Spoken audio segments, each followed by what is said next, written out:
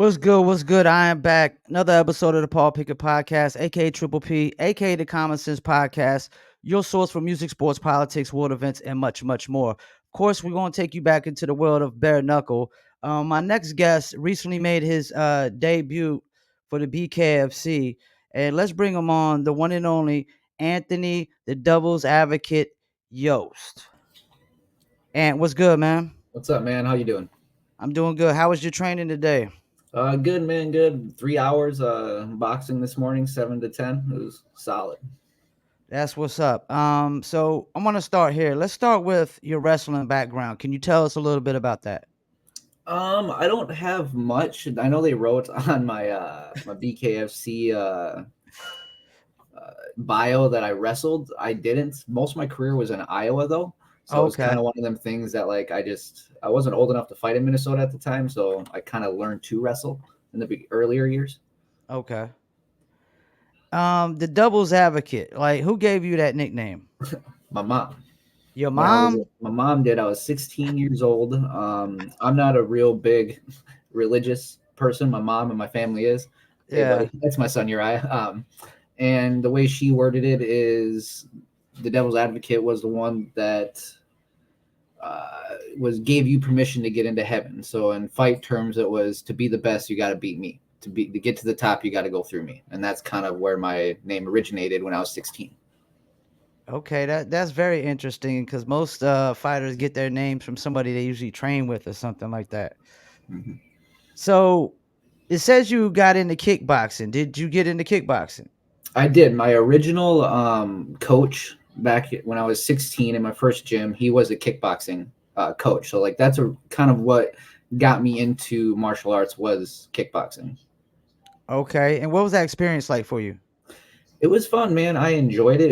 He had some weird training techniques, I guess. For me, I was just a skateboarder at the time, but he used to make Okay. me take like like the bench bar and like roll it up and down my shins on the and then get up, give myself shin splints and get up and jump rope. So like he had some weird techniques to build up the strength in my shins when I was younger. Did it work? Oh, it did, man. My shins they're solid.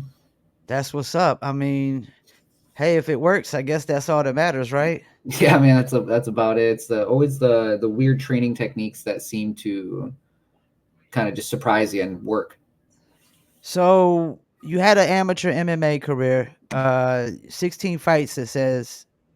Um, how did that help prepare you for bare knuckle? Yeah, that one too. There's a lot because, like I said before, I started fighting in 2009 before commission was really around. Uh So huh. I have actually 22 Okay. amateur MMA fights, I believe, and then 3 or 4 amateur kickboxing. I don't quite Okay. remember. A lot of them were for like fundraisers, so they weren't like too big into it. But it got me prepared just for experience wise. I might not have fought some of the toughest cats or had the greatest amateur MMA career, but I do have something a lot of these new guys that are coming into BKFC along with me that they don't have, and that is 30 plus fights of fighting from Minnesota, South Dakota, Wisconsin, Iowa, California. Now I've been to Hawaii. I fought in Okay. Honolulu, and then in Jacksonville. So I fought all over the place, and I've had the honor of training with some top names like Jeremy Stevens and Dominic Cruz and them guys over back in 2015 at Alliance in California. So that life of mine got me probably more prepared, like skill wise, I guess, Uh for huh. bare knuckle or experience wise. I mean, it kind of get me like, hey, I fought before. This doesn't. I like getting punched type of situation. But bare knuckle is so different. Like that's kind of why my I feel like my bare knuckle career started the way it started. I went in with the wrong mindset and Mm-hmm. thinking, hey man, I know I've been retired for 4 years, but look, I have 27 fights, 28 fights. What can these guys bring to me that I haven't seen? And I think that's why I got careless in my first one. It was a humbling experience. I lost real quick. Then my second one, I just kind of let the nerves get to me a little bit. Got too Okay. excited after I dropped him and pushed the pace when I that wasn't the game plan. Now, what got you interested in the bare knuckle in the first place? A few years ago, back in 2019, I fought in Honolulu, like I was saying, and I shouldn't have taken it. I fought a guy. I think his record was like 18-6, and I got knocked out. like for Wow. the first time in my career. I mean, I was out for about 3-4 minutes. My wife told me it was kind of the big reason I retired for so many years. Is kind of just heal up. But I actually, Nate probably doesn't remember, but I called him personally because they were just getting started. I believe, everything was kind of getting up there, and he told me I couldn't fight for him because I just got knocked out and I had to wait a year. Okay. That was when bare knuckle was just getting started, so a lot of the rules were a little bit more strict. Yeah. And he probably don't remember it, but it was really just the grittiness. I was always never a real technical fighter, no background in jujitsu, no, just a little bit of kickboxing, but I always showed up and I always liked to throw hands. And that kind of just, I've been wanting it since about 2019, I believe. Now, for people who might not know, you're referring to Nate Shook, right? The matchmaker, Yeah, right? I called Now, him. go ahead. Yeah, it's like I looked his number, looked up online, Yeah, I was like about to ask you, how'd you get his number? God, if I remember right, I just like looked it up, like how to Yeah. connect with promoters online, Yeah. and like start looking at these promotions and names, and they had numbers on there, and I just started like calling promoters and stuff to try to find fights. It's how I found a lot of my fights, and actually how I got to Hawaii. Did you know he was the matchmaker at the time, or? No, I was just calling to say, hey, how do I get involved in this? Can I do this? And stuff like that. But because I just got knocked out, he said I had to wait a year. Now, okay, so your year's up. Did you have to go through any tryouts or anything of that nature? It's actually a pretty crazy story. Like I said, I retired for about 4.5 years. I had this weird urge like to want to get back into it, and I started Mhm. training a little bit. And I was in Miami last year for my daughter. She got accepted into the STEM programs, but it was a week before the Miami tryouts, and I Uh-huh. was commenting on some stuff online, and Scott Farley, my manager, said, hey, where do you live? I said, Pensacola. He's like, my gym's 30 minutes from there. I manage fighters. Why don't you come in, try out? So I went down there a few weeks later, tried out, and I've been with him ever since. And Scott, I follow him on Facebook and whatnot. He, if I'm not mistaken, he manages Goat Combat Yep. Agency, is it called? Go Combat Agency. Okay, and they definitely got a lot of fighters on the Goat that I've seen. Yeah, they have some top ones. The one few of them I've had the honor of working with is Brett Williams is one I work with a few times a week. And then it was cool when Soto came over to our gym and did a seminar a few months back. Yeah, shouts out to Tony Soto. Yeah, He's Soto's lives just in the the man. Carolinas as well as me. He's a little ways a couple hours away from where I'm at right now. Yeah, he's a So good dude. the fight that you had at BKFC Fight Night, Pachanga, that was your second BKFC fight? Yep, my first one was for Valor in Jacksonville Oh, in okay, it was for October. Valor. I fought AJ Rodriguez. Okay. Okay, Yeah. so now you make your debut in BKFC.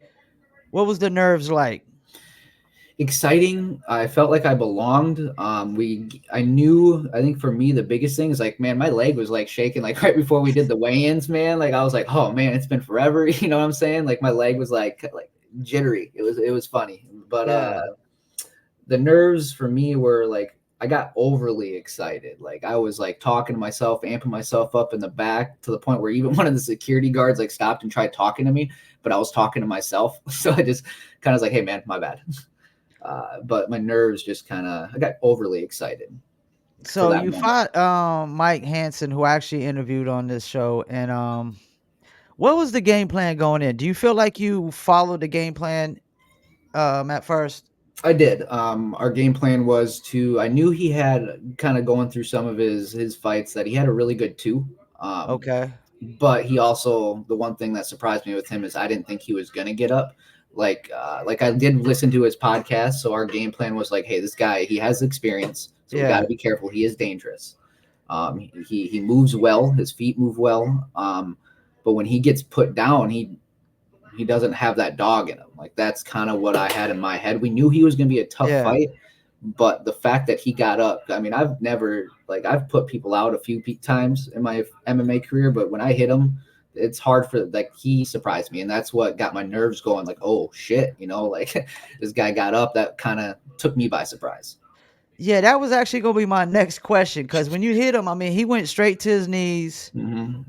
and so you were over there. You looked pretty confident, and so you were shocked he got up because I know when I interviewed him, he said he's not gonna quit unless you knock him out. Yeah, and that's I did listen to the interview because me and Mike do message back and forth now. You know, it's Okay. like we earned a respect with each other. One Yeah. day, you know, he's going to 25, I'm going to 25, so sooner or later down the road we might meet again. Yeah.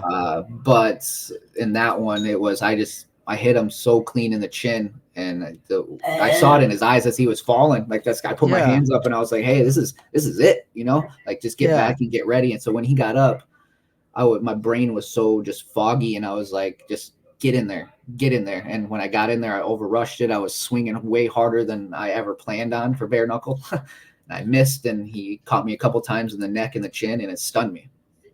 So him getting up kind of really took you off of your game plan, is what you're saying. It did. Like that's why I just let my nerves get to me. I let something so simple of like not being mentally prepared the way I needed to, I Yeah. believe.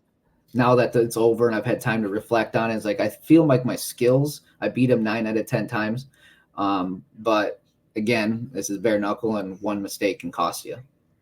I mean, on the outside looking in, it felt like after you knocked him down, I mean, you really started to try to go at him to try to finish him. And I would, on outside looking in, that seems like the game plan though when you knock a guy out. Am I right or Yeah, wrong about that? no, it is the game plan. It was more of I didn't use the high elbow blocks I needed to, and I Yeah. didn't in the beginning of the fight, I was keeping my hand up, even though I was cut. I was keeping it up, and I was countering him. And I was overextending my punches instead of like keeping my hands up and being precise. So It pushing him also was the game plan, but it was yeah. like that aggression wasn't. And it felt like I watched the fight again today. And I mean, it was only one round, but it felt like there wasn't gonna be too much clinching in that fight. No, we did train it. We did Yeah. work because we knew he had a wrestling background, so we did work a lot of putting the elbow up, turning. We got a real good Muay Thai system here Uh-huh. at Core that Scott teaches, and we have a couple other instructors. One of them just actually went to Thailand, so we planned on for the clinch up because he did wrestle.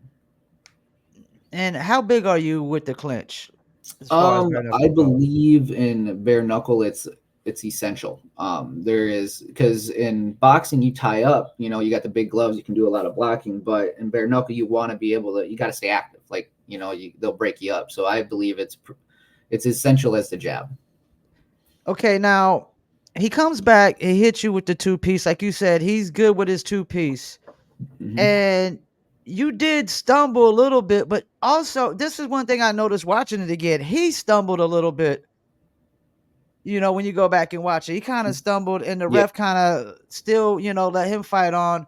You stumbled a little bit, but do you feel like the ref definitely caught it too soon? Because I've seen these fights go way worse than this. it's hard to from a fighter's point of view. I'd rather go out on my shield. You know what I mean? Yeah. So I'd rather have Yeah. him give, especially seeing that there's only 15 seconds left of the fight. It's Yeah. like, hey man, let me recover. But I think the ooh, wife bought me some scooters. She the I stumbled a little bit more intense. I think like I've gone back and Uh-huh. looked at it. Yeah. Like Scott's super real with me, and that's why like I can sit here and say I wish I would have let it go on, and they should have let it go on. But Scott right afterwards looked at me and he's like, it was it's a good stoppage. And he's very real with me. So I've gone back and I've watched it and I've watched it, and I agree. I think he could have let me go on, but I mean, I went down a lot harder than he did. Now, you knocked him down, you started going at him. It felt like you just couldn't get enough good clean punches in. I feel like if you just got 1 or 2 more clean punches in, it would have probably been over. Yep, I believe so too. Or even worked. That would have been the time we would have worked the clinch. We worked a lot of 20-second, fast paced, off the scratch line like drills, like 30 rounds. We would do, like we would do 30, 20-second rounds just to get my blood flowing before we even got into sparring. So we Yeah. we we trained for that, but I think it comes down to again, I let my emotions get the best of me, and instead of being collective and picking them shots that one or two could have hit them, I was just everything I got. Now, if y'all would have made it to the second round, the cardio, would it have stood up? Because I realized in BKFC, when I interviewed Rambo Russo, he explained something that I never heard nobody say, that in boxing, it starts out slow and it gets fast. In BKFC, it starts out fast and it gets slow. And that's because guys tire out after that first round. Mhm. So do you feel like what's your cardio like? Is your cardio fit for to go the distance? Yes, I train the way we train. Right now, like I'm 2 times a day, 6 days a week. Okay. That's why I was really busy. This is something new. We've always trained 6 days a week, but I've been adding extra classes and extra hours. In the morning, I wake up at my day starts at 4:30, 4:45. Most days is Wow. what I wake up just so I can get up, get ready, work out between like 5:30. You know, nothing too big, but go run a few miles, get the blood flowing for the day before I go to work. Uh, but my cardio is I swung I think it's like 67 or something, 60 some punches in that, and I could have done probably 100 the rest of that. The last 15 seconds I would have just been probably swinging, but I'm we trained my arms and the endurance to be able to counter and swing like I was all 5 rounds. I do believe I can go all 5 rounds, which I can, I haven't yet, but I've had a lot of hard training days where I believe my cardio and the endurance in my arms can go and swing 100 times every round. Now, one thing I notice about bare knuckle is you're not gonna have a guy go 20-0. Mm-mm. It's not gonna happen. So is bare knuckle a little easier to deal with the losses, do you think? Knowing that like s- nobody's really gonna go 20-0, 30-0 like Mayweather or something like that. Yeah, there's a few that I mean they could like that heavyweight guy. I do like him. The one in the Cuban. That guy is something. Podoma? That yeah, that dude is something special. Like but yeah, in general, the first one was rough. Because I just came back out of retirement. I got knocked out, so that one was a little bit harder to deal with. But this one with Mike, I was back in the gym on Monday when I got back to Florida. I haven't missed a day, and ever since that loss, that is what kicked me into gear to stop listening to that little voice in the back of your head that everybody has that tells you, "Hey, don't do this." And it's taken me some time, but things have been amping up ever since then. So this one's been real easy to deal with compared to my MMA days. Yeah, them were rough. I was young too, though. So the first one when you lost that, did you kind of start doubting yourself at all? I did because I went in that one with a pretty like I didn't have any doubt in my mind that AJ was going to be anything that I haven't seen. And I mean, again, he proved his skill at the last Miami or the Hollywood card, Rodriguez. But I went in there, I caught him with the left, I pushed the pace like I wanted to. We didn't want to box with him. We wanted to stay Mhm. in tight, be in tight. But as soon as I planted my feet, he read that and threw a left hook that just kind of put me on my ass. And that one was I shed some tears after that one, and then kind of like took a deep breath and it was like, all right, back to work. And after the second one, do you still feel like bare knuckle is your sport? Like this is the place you belong? It is because if you go back and look at all my whole career, win or lose, I have 100% finish rate. Mine was mostly arm bars, which is surprising, and I have a few knockouts. But I do believe this is kind of just it's not made for everybody, but I did get a Yeah. taste of that in the one with Mike because you have your doubts, like you just said. With AJ, it was a little bit harder. So I was like, man, I'm going to be 30. Is this something I can keep doing? I'm going to give it my all. Then with Mike, I put everything I had into it, and it was a mental thing on my own part. I failed myself in that, and I understand that. So now I'm going even harder, and I do believe that the more I train and the more discipline I put into this, the less doubt I have that this is definitely where I should be and what I was put here to do. Well, I think 30 is pretty young for bare knuckle. And that is Like, one thing that was hard for me. That was something I had to switch my brain in, like because when yeah. I first started fighting, I wanted to fight for the WEC. Like I Yeah. was I was fighting back before commission where it was in broken down schools and in bars just with no walkout music. So like when I came into bare knuckle, I was like, oh man, like I'm getting older, can I do this? And I realized like, no, I'm actually just getting started. So that's the only difference between me and these other guys is I have a lot of experience. Yeah, I think the really good thing about bare knuckle I've noticed is it's extended the shelf life of fighters. You Hmm. got guys coming from the UFC, retiring over there, coming to bare knuckle. You got Austin Trout, former boxer, coming over bare knuckle, winning the belt. Yeah. My favorite guy, Redneck Mandel. I mean, he's getting up there in age. Palomino, I mean, he was just like 8-0 at. He's like almost 40. There's a lot of old guys in bare knuckle, from what And I've I mean, noticed. he's not much older than me, but the one of the big inspirations for me is like is Soto, man. Soto, He's fighting for, when I got to meet him and talk to him and just kind of dig his mind. Another one is Alvarez. Danny Alvarez is another Danny one I got to Alvarez. meet Okay, in yeah. California, and he is another one that is help guiding me, behind the scenes, talking to me, keeping my confidence up. Them two guys are ones I really look up to, and I mean, seeing what they're accomplishing, only a few years older than me, it's like I got a whole career in this, and I can't wait. Now, what do you feel about the future of bare knuckle fighting in general is going to be? Not just BKFC, but the whole sport. Oh, I think it's already worldwide, and it is. And Yeah. there's other promotions that are putting on some decent shows. They're nothing like the BKFC, but it's going to be really cool to see BKFC grow into like like not competition, because it is different than the UFC, but it is going to be cool to see all these regional. Later on, I do believe there's Yeah. going to be more regional bare knuckle, that kind of like MMA all over. Kid, So I do see it doing that. now, I've interviewed people that said they think it could be as big as UFC, but its own sport. Mhm. Now, as far as comparing it to boxing, boxing seems to be losing its edge. Can BKFC come up there and truly compete with boxing too? I do believe so down the road. It also comes down to who teams up and who believes in the vision, like the rest Mhm. of us do, to be able to get that money and to get to that level of boxing. Because boxing is, it's been around a long time. Yeah. There's a science behind it. Long I time. absolutely love it. That was actually something I would have liked to do, but bare knuckle just stole my heart. But yeah, I do think it can be as big as boxing. Take over the actual boxing scene one day. That'd be cool. Now, has there been talks about your next fight yet?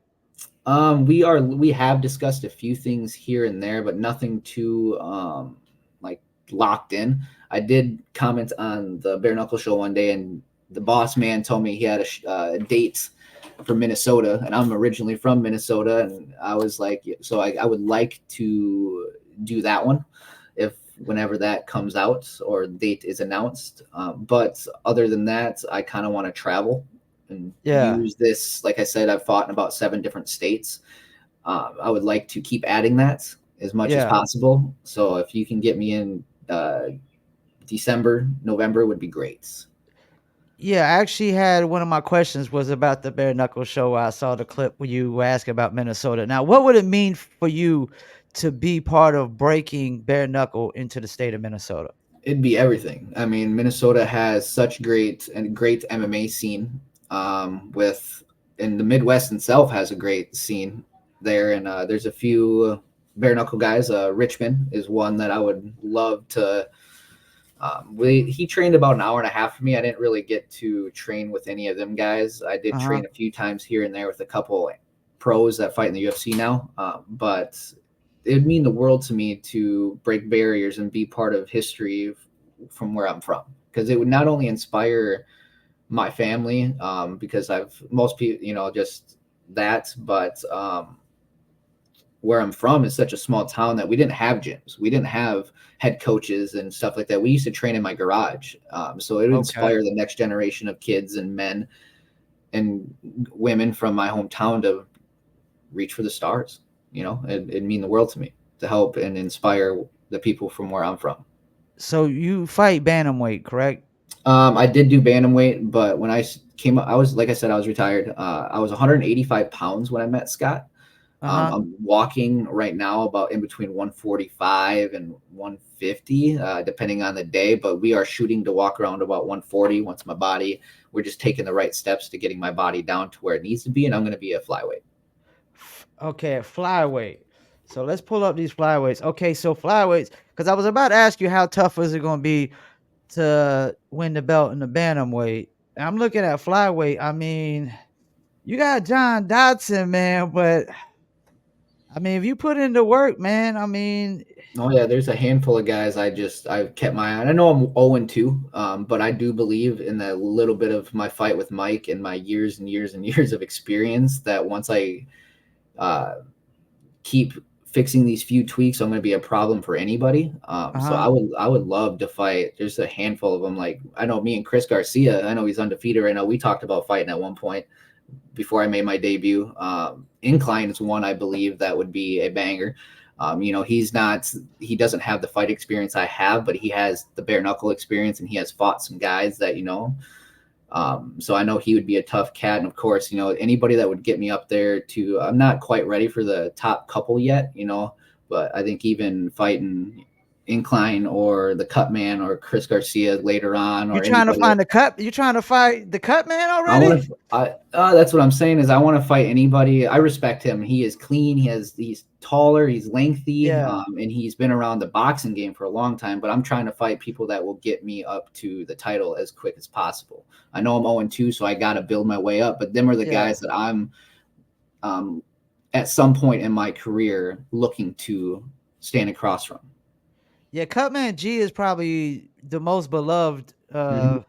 guy in BKFC. I Oh, mean, absolutely. He really is, and he does a lot for the sport, not just for the sport, but for the fighters. I got to experience that firsthand, the way he works these events, and that's a different type of respect I have for somebody like that. you know who might be a good fight for you? He actually just won his first fight, and I interviewed him. Blaine Warbritton. He's out of Kansas. He's in your weight class. I mean, he's 1-0, but if you beat him, then he goes 0-1, and I mean that I, helps the resume out. I mean, you got like you said, you got Incline in here. You got Chancey Wilson. He's a little pit bull. yeah, I know. Uh, Josh J.R. Ridge, a good friend of the show. I Rich. mean, he's gonna be a tough one to go through. Oh yeah, He's a absolutely. bulldog And then too. there's another guy that actually fought at 120. There's a couple 25ers that fought the night I fought, that I wouldn't mind stepping in with. The guy that won, he's 1-0.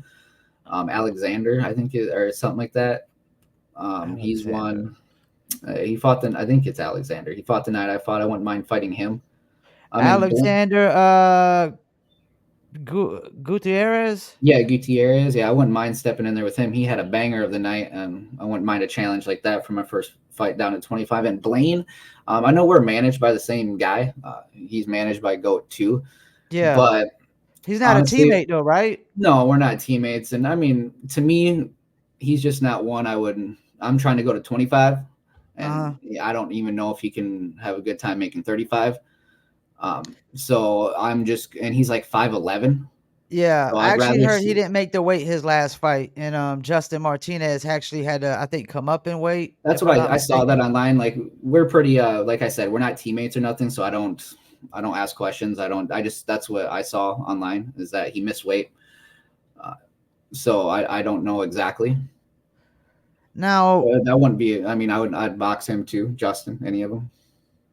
winning the belt is typically the goal, but every now and then I hear, fighters say they got other goals and aspirations. Do you have any other goals and aspirations in the sport besides just winning the belt?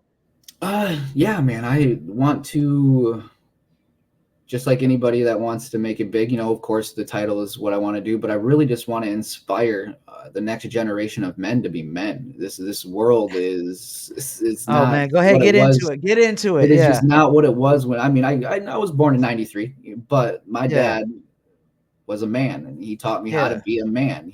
And even my sisters, he taught my sisters, how to be a man, like to do things on their own. And this world today, it's just not the same. And I want to inspire the little town people from, like, I come from a town of like 18,000 people that don't have the right coaching or for football or baseball or whatever they do. I just want to inspire the next generation to keep pushing, because if as long as you don't stop, anything's possible. Yeah, and that's so your father basically raised your sisters to be like not necessarily manly, but follow things that men have to do to survive in society, right? We were raised to be survivors, and we were Yeah, raised to do things on our own. independence. Independent, yeah. Like my Yeah, parents, like when I was younger, I was able. I used to bike to my friend's house. I skateboarded, but we used to just go to our friend's yeah. house and not get home till dark. Can't do that type of stuff no more. Now you got a other nickname too, don't you? Like the Aztec Warrior or something? Yeah, that was something that I actually tried kind of dropping into the towards the end of my MMA career, because I Uh huh. found out I did like the ancestry test, and I found out I'm like 34% indigenous from Like Aztec? bloodline is. Yeah, from Mexico, Texas area. That's cool, man. I'm So I'm that's kind so of what into like Mayan culture, Aztec culture, Egyptian culture, that's Sumerian culture. I'm so much into that because I'm a laws of nature guy myself. I'm like you said, I'm not very religious at all. I'm a very spiritual person. I'm more of a paganism. I'm a spiritual person. I love what Mother Nature brings to us, and she gives us everything we need. Now, you're from Minnesota. Let me ask you a Minnesota sports question. First, let me ask you, are you a Minnesota Timberwolves fan? I'm a 76ers fan. Wow. I know I have a New York Knicks jersey, but it's because it's Carmelo Anthony and it says my name, so it's on my gaming chair. But So I'm a diehard Sixers fan because when I grew up, Allen Iverson was kind of a bigger name, and I okay. thought he was a Yeah. lot shorter than he was until I found out he was 6 foot. So that's what Yeah. inspired me to like, because I would love to play basketball at one time in my life, but Allen Iverson inspired me to be a little guy and stand up to the big guys. What'd you think about the trade the T-Wolves made? Which one was that? They traded Carl Anthony Towns to the Knicks.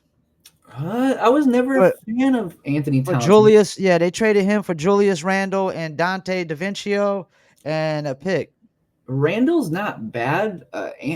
As much as I wasn't a fan of Towns, he did bring something that he was lengthy. He Yeah, his IQ. He's been around a while. He knew the system. He was a big man. He could shoot. could shoot threes, yeah. Yeah. So I think that's You kind of think now they that had I to didn't get know him they out there though? You think they had to get him out there because that's build Anthony around. Edwards' team? It's Anthony Edwards' team now. Now that you So say that, Edwards has really, since the moment he stepped on the court, he has really made it his team, and up yeah. until that point it was, Carl's team, and they did try to build around him, I suppose. They did a couple times and it didn't work out. So I think at this point it's probably time to get rid of him and try something different. Yeah, and Carl Anthony Towns definitely kind of took a back seat to Anthony Edwards. And when you do that, it can't be your team no more. That's for sure. No, it's just one of them things that kind of happens. And Randall, he can bring a little bit of experience behind him too, that can guide Anthony a little bit Now if I've Anthony interviewed needs guiding. Yeah, I know, right? He is Michael Jordan. Like I wouldn't compare him to Jordan yet, but he does have that Michael Jordan and Kobe dog mentality, Yeah. especially that a lot of the BKFC fighters talk about. Now, something I realize about some of the fighters is they don't watch the fights, like none of these other events. Do you watch all the events that go on? Everyone. Since I've been back, I actually went back and I'm not done with it yet, but I did go back when I first got into this because it's so different that I went back and started watching it from the beginning. I have a Okay. notebook with it says BKFC, whatever number, and then who was in my weight class from 25, 35, and I write their name down and what I thought of them, and I try to go through and watch it. I don't miss. I'm starting to pick up, trying to introduce myself into the podcast, with you and a couple others, and I'm just really trying to learn this game as much as possible because it is so different. Now, how hard is it you think to get these fights? Like, it seems like I've seen guys they don't fight for sometimes over a year and a half. Man, it seems like it's really hard to get fights at BKFC. Yeah, I mean, for how many shows they throw, I would expect more, but at More, this yeah, point, I still think they're still newer, so it's a lot of trial and error because there's so many people that want to get into it. It's like, let's give him a shot. Let's see. This guy had a good MMA career. This guy had a good boxing career. He didn't have this good of one. Let's give him a shot. So I think a lot of these guys are like trial and error. do I you think they're think doing it that right. it has to do with like that? It's kind of regional right now that they always looking for fighters within that region to fight that card. Yes, I think ticket sales could be a big thing. Just bringing the crowd in, trying to bring as many eyes to the sport as possible at this point in the business's career, I suppose. So I would like to see a lot more, especially the GOAT fighters. Yeah. I'd like to see them more active. We got some bangers on the team with so. Do But you yeah, I think think it is a little harder. you think social media following plays a part in it too? Yes, it is something that I've been trying to get my name out there to present yourself because in the end, we're entertainers. Yeah. It's a business, Yeah. so I Yeah. could go in there and rip your head off, or you could do the same to me. But it's really we do this for us, it's the love of the sport, but the crowd and fans come with it. Do it for them It also. To me, it feel when I watch BKFC, I feel like I'm watching WWE wrestling, but bare knuckle. Yeah, it's cool. It Yeah, it's a real good show. I like the fact that you get I mean, you get your money's worth every time, I think. You got It is. 12 matches almost every single time. They pump them out just so quick. Yeah, and they, I mean, there's a couple. This is probably the since I got into bare knuckle over a year ago. This is probably the biggest break I've seen in between cards. From here to Spain, but Yeah. I mean, this next one's gonna be a banger. I'm glad you brought that up, Spain. Now the Spain one is not gonna be on the BKFC app if I'm not mistaken. No, I think how do you pronounce it? Date The Dazen? the zone, I The think. zone. There we I go. think it's Yeah. the zone. Now I know they did try pay-per-view before and it didn't work so well. Do you think like have you heard anything about what the fans are saying about this? Because I know there's some fans gotta be upset that now when they go to the app, they're not gonna be able to watch that Spain card. Yeah, I've seen some things online and like in other chats of people not really too happy about it, but I think in the end, if you're a true bare knuckle fan and you really love this sport, you're gonna spend that money Yeah, because yeah, I mean, yeah. it's just kind of the way it is. They're growing and it's expected. You're not always gonna get that early 2000s Netflix deal when this company is going to be growing into something amazing. And if you want this company to grow into something amazing and keep growing, you got to support it. I know as a fighter, I support it. Now, I'm thinking a lot of the reason of why they're going pay-per-view again with these fights is probably because of Connor. Yeah, definitely. Probably because of Connor. And is he like the guy that gets it over the hump? I believe so. I think Feldman he has the brain. I haven't really met him or known him long, but just from an outsider's point of view, I think he Mhm. had the vision and he has the ability to get it over that hump. But with Conor McGregor, it's just that extra boost that he's earned, that he's worked hard for, and the BKFC have worked hard for to get him over that hump a little bit quicker. So I got a couple more questions, and we're gonna let you do the shout outs. All right, all right. So how do you feel about the women in BKFC? Do Oh, you they're watch a lot of the matches? oh yeah, I absolutely loved it. My wife, she trains with me full time, so it's the Yeah, I women saw that. I fighting. saw that. Your whole family trains and Yeah, we stuff. train. We all train 4, 5, 6 times a week. My kids have classes 4 times a week, but the women in there is, they're so much more technical. Everything about them is just so precise, and they're clean, and their shots. They might not be getting them devastating knockouts, but I do enjoy even the lower level women fights in BKFC because they know how to put on a show. And they all gotta have the cardio because they all usually go the distance. Like you said, they don't really Yeah. have the knockout power. They got knocked down power, but not Yes. knockout power. Yeah, and And there with I truly enjoy the women fighting in BKFC. Alright, so your next fight, you say you're looking to try to get November, December. What can we expect in your next fight, man? Um, the same thing you saw the first minute and 25 seconds of that one. I love to push the pace. I like to not make you fight anything that you want to fight. I make you fight my fight. It's just the style I've always had is get in your face, counter you, be aggressive. But this time you'll see me be more precise. I'll use my blocking a lot better, and my feet will be moving a lot more. That's what's up, man. Well, I appreciate you taking time out, man, your Yeah, man, I schedule, man. appreciate you having me. This is cool. This is the first time I've ever done something like this. So it's really Hey, cool to be able to get on here and talk and kind of just be myself a little bit. well, you a friend of the show now, so whatever you post or whatever, I'm gonna make sure I like, comment, all that good stuff. Same, my man. Anytime you want to come back on, just reach out. As soon as I get off here, I'm gonna, start clipping up some clips. All right. And I'm also available on a site called millions.co. You might want to check them out as well. They're a site for like athletes, and you can Okay. create a profile on there. You can upload any content you got. If you got any merchandise, you can upload your merchandise to there, and they'll actually do all the print and shipping for you. You just actually put in how much you want, your cut to be, and they'll pretty much Oh, do all the work for you. I'll have to check that out for sure because that's Y- something I've always wanted to. I'm working on truly we're working on a Yost era apparel is what Yeah. I've been working on for a while. We're just kind of touch and go right now with it because I'm so focused on training. But yeah, that'd be cool. And what I really like about them, the reason I kind of joined their site is any videos that you upload like that are 8 minutes or more, they'll actually clip up some clips for you and Oh, send you the clips into save you your some time. account, and you can add the yeah, it does. Yeah, it saves me a lot of time. So they'll do my clips for me. They upload the clips into my account. I can approve them. Once I approve them, they automatically go to my page, and then I can download them later and post them to my Instagram and all that. And they do some really good clips, man, for the time that they taken out, or they scheduled to do them.